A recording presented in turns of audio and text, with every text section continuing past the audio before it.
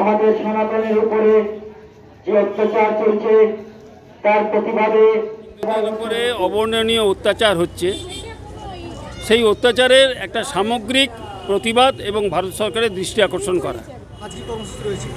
কর্মসূচি হচ্ছে এখান থেকে পদযাত্রা সহকারে, বিভিন্ন স্লোগান সহকারে, শান্তিপূর্ণভাবে পদযাত্রা সহকারে আমরা যাব ট্যাক্সি স্ট্যান্ড পর্যন্ত, এবং এটার মাধ্যমে আমরা প্রশাসন তথা ভারতবর্ষের সরকারের দৃষ্টি আকর্ষণ করতে চাইছি, যাতে তারা এইটার নিরিখে সঠিক পদক্ষেপ নেন এবং বাংলাদেশে যে হিন্দু নিধন মহাযজ্ঞ চলছে সেই নিধন যজ্ঞে ভারত সরকার হস্তক্ষেপ করে হিন্দুদের রক্ষা করবে।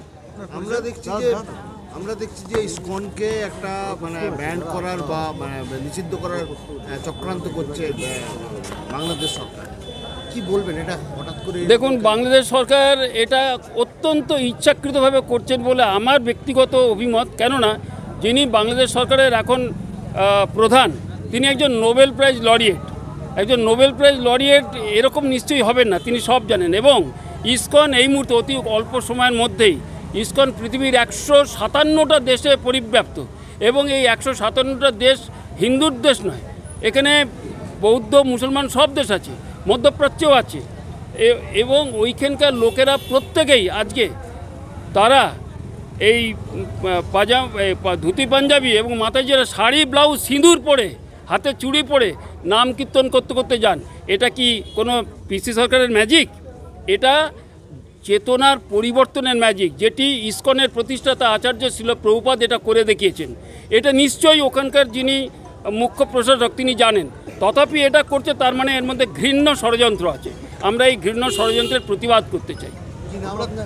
আমরা দেখতে পাচ্ছি যে বাংলাদেশি সেনারা ইসকনের ভক্তদেরকে সবাইকে ধরে নিয়ে যাচ্ছে, পুলিশের ভূমিকা নিয়েও প্রশ্ন উঠছে। ইসকনে এই বাংলাদেশে হিন্দুদেরকে দেখুন, এটা ওদের উদ্দেশ্য প্রণোদিত। ভারতবর্ষে এটা সেকুলার কান্ট্রি, এখানে যারা মুসলমান ভাই আমাদের আছেন, আমরা মুসলমান তরুণ ভাই বলি না, আমরা বলি মুসলমান ভাই, তারা আমাদের সহনাগরিক। তারা যেভাবে মর্যাদা সহকারে রক্ষিত হচ্ছেন, প্রতিপালিত হচ্ছেন এবং বিকশিত হচ্ছেন, তার একেবারে বিপরীত চিত্র বাংলাদেশে। এইটাতে প্রমাণ হয় বাংলাদেশ শিক্ষার দিক থেকে অনেক হীন অবস্থায় আছে। শিক্ষিত না হলে শুধু ধর্মীয় চেতনার উন্মাদনা, মৌলবী ধর্ম চেতনার উন্মাদনার ফসল এইটা। তাদের দেশে এখন শাক সবজি থেকে প্রতিটি জিনিস নাগালের বাইরে, ধরাছোঁয়ার বাইরে। সেখানকার লোক নিজেরা বলছেন এই অবস্থা থেকে জনসাধারণের দৃষ্টিকে ফেরাবার জন্য এই ঘৃণ্য ষড়যন্ত্র করেছেন ওখানকার প্রশাসন, এবং এইভাবে তারা মানুষের চিন্তাকে বা মনোযোগকে ডাইভার্ট করে তুলেছেন। এটা হচ্ছে, আমার নাম শোভন সরকার।